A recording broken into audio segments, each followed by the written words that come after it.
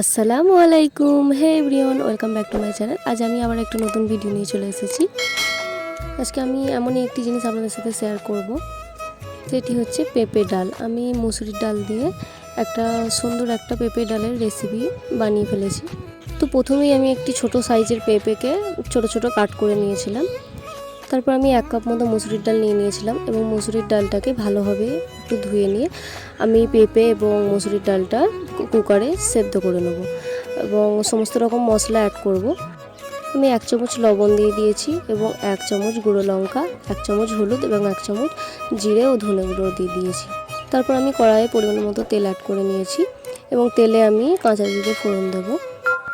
তারপর আমি 4 কোয়া মতো রসুন অ্যাড করে দিয়েছি এবং হালকা একটু নাড়াচাড়া করে নিয়ে আমি কাট করে রাখা পেঁয়াজগুলো অ্যাড করে দেবো এবং পেঁয়াজটা বেশ একটু ফ্রাই হয়ে যাওয়ার পর একটু লাল লাল হলে আমি তার মধ্যে 2টো তেজপাতা অ্যাড করে দিয়েছি এবং 2টো শুকনো লঙ্কা।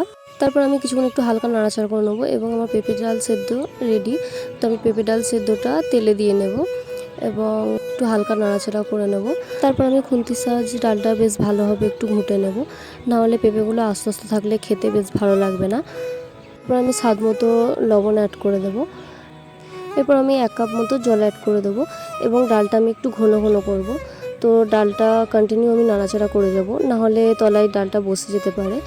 তো এর জন্য আমি কন্টিনিউ নাড়াচাড়া করতে থাকবো।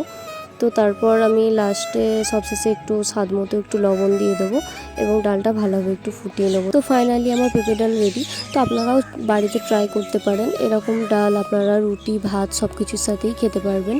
সত্যি এরকম পেঁপে ডাল খুবই সুন্দর স্বাদের হয়। তো আপনারা বাড়িতে অবশ্যই ট্রাই করতে পারেন।